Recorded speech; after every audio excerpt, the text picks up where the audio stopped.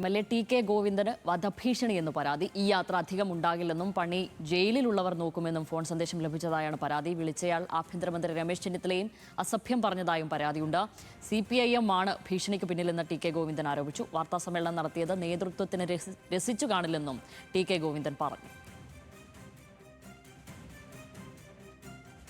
യഥാർത്ഥത്തിൽ കഴിഞ്ഞ പത്രസമ്മേളനം ഞങ്ങൾ നടത്തിയപ്പോൾ ഞാനും വി കുഞ്ഞികൃഷ്ണനും പത്രസമ്മേളനം നടത്തിയതിൽ CPM നേതൃത്വത്തിന് രസിച്ചിട്ടുണ്ടാവില്ല.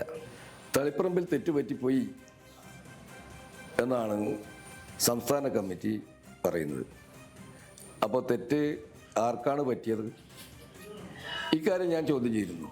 ഞാൻ ശരിയായിരുന്നു, ഞാനാണ് ശരി എന്നാണ്, എനിക്കല്ല തെറ്റുപറ്റിയതെന്നാണ് പാർട്ടി തന്നെ പറയുന്നത്. ഈ അസഹിഷ്ണുതയിൽ നിന്നാണ് ഇത്തരത്തിലുള്ള ചില ഭീഷണികളൊക്കെ വരുന്നത് എന്നാണ് ഞാൻ കരുതുന്നത്. പക്ഷേ ആ ഭീഷണിക്കൊന്നും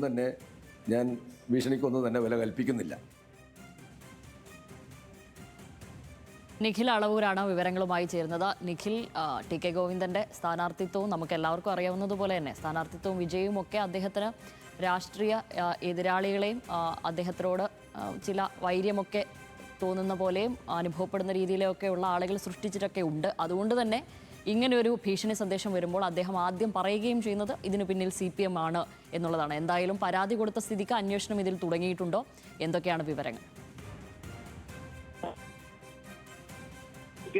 തളിപ്പറമ്പിൽ ഒരു പൊതുപരിപാടിയിൽ പങ്കെടുത്തുകൊണ്ടിരിക്കെയാണ് ടി.കെ. ഗോവിന്ദന്റെ ഫോണിലേക്ക് ഇത്തരത്തിലൊരു കോൾ വരുന്നത്. അദ്ദേഹത്തിന്റെ PA ആയിരുന്നു ആ ഫോൺ അറ്റൻഡ് ചെയ്തത്.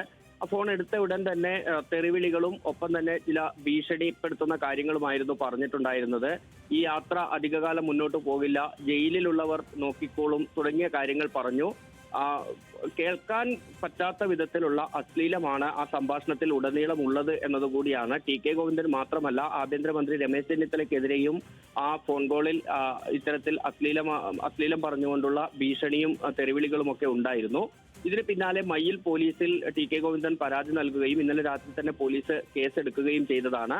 ഇന്നിപ്പോൾ ആ ഭീഷണി കോളിലുള്ള അതിലുള്ള പ്രതികരണം എന്ന രീതിയിൽ ടി.കെ. ഗോവിന്ദൻ സംസാരിക്കുമ്പോൾ CPIM നേരെ തന്നെയാണ് വിരൽ ചൂണ്ടുന്നത്. കഴിഞ്ഞ ദിവസം വി കുഞ്ഞികൃഷ്ണനോടൊപ്പം നടത്തിയ വാർത്താ സമ്മേളനത്തിൽ പറഞ്ഞ കാര്യങ്ങൾ അത് ഈ CPIM നേതൃത്വത്തിന് അത്ര രസിച്ചിട്ടുണ്ടാകില്ല. അതിന്റെ ആ അസഹിഷ്ണുതയുടെ ഭാഗമായിട്ടാണ് ഇത്തരത്തിൽ ഒരു ഭീഷണി കോൾ വന്നത് എന്നതാണ് ടി.കെ. ഗോവിന്ദൻ പറയുന്നത്. ശരി, നിഖിൽ വിവരങ്ങൾ നൽകിയത്.